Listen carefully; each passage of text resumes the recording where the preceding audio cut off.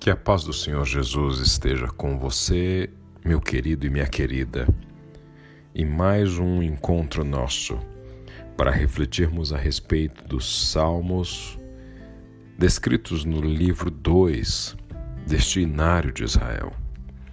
E hoje gostaria de falar com vocês a respeito dos Salmos de número 45, 46 e 47. O Salmo 45, composto pelos descendentes de Corá, nos traz uma revelação sobre o rei, em suas características e a noiva. Este salmo, que nos seus primeiros versículos faz uma referência explícita ao papel do rei, nos fala a respeito de um rei que pode e é aplicado no Novo Testamento, mais especificamente no livro de Hebreus, a respeito do próprio Jesus de Nazaré, como o rei perfeito, como o tipo de rei que deveria sentar-se sobre o trono de Israel de forma eterna. Ao referir-se a este rei, algumas de suas características são especiais, pois descreve um rei que não tem simplesmente um reino que poderá ser contado em dias, meses ou anos, mas um rei conforme diz o versículo 6 e também o 7. Um rei que terá um trono permanecendo para todo sempre e que governará com cetro de justiça, sendo ungido por Deus, com óleo de alegria, mais que sobre qualquer outro. Além dessa descrição típica de Jesus como o rei de Israel, o grande rei dos reis, também o Salmo de número 45 nos fala a respeito da noiva do rei. E a noiva do rei, no Novo Testamento, é a sua igreja, com a honra da noiva do rei, com a pureza, a noiva vestida em trajes sem mácula, a noiva de quem se espera compartilhar das características de graça e autoridade, assim como o próprio rei. Continua o Salmo de número 46, nos trazendo mais uma vez características deste Deus como refúgio e fortaleza, pronto a socorrer o seu povo em tempos de aflição. Este Senhor como refúgio, a certeza que não devemos temer, quaisquer que sejam as agruras da vida. Este Senhor nos garante que não temeremos quando vierem terremotos e montes desabarem no mar. Esta segurança em Deus faz frente, então, a cataclismas, a grandes eventos mundiais, a pandemias, a tragédias, a dores. É um Deus que nos garante que a sua cidade é alegrada por um rio, que Deus habita nessa cidade e pela sua presença ela jamais será destruída. Ou seja, a presença do Senhor é a certeza de que estamos seguros. E assim, o Senhor nos diz, finalmente, nos últimos versos: aquietem-se, saibam que eu sou Deus. O Senhor dos Exércitos está entre nós. O Deus de Jacó é a nossa fortaleza. O penhor desta nossa segurança, então, é a presença do próprio Todo-Poderoso em nosso meio.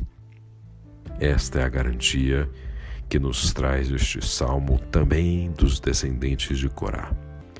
E seguindo ao 47, temos este grande rei em toda a terra, que deve ser cantado, celebrado em alta voz, porque ele é altíssimo, ele é temível, ele escolheu para nós uma terra como herança, o orgulho dos descendentes de Jacó, a quem ele ama. Este Senhor é o Deus que reina sobre as nações sentado em seu santo trono. Todos os reis da terra pertencem a Ele, e Ele é exaltado grandemente em toda parte. Ou seja, além de ser rei, é um rei universal. É um rei que governa soberanamente sobre toda a terra. Esse tipo do rei é bastante referendado e celebrado entre os salmos. Não somente pelo tipo dessa autoridade que existia à época, mas por existir um modelo de soberania que era representado por este rei, que jamais foi preenchido em seu papel por qualquer rei humano, dadas as suas características sobre-humanas. Ao lermos estes 3 salmos, o 45 especificamente nos fala sobre este tipo de rei. Um rei sobre-humano, um super-homem, um rei belo, o mais belo de todos, um rei perfeito, um rei que é dono de um trono eterno.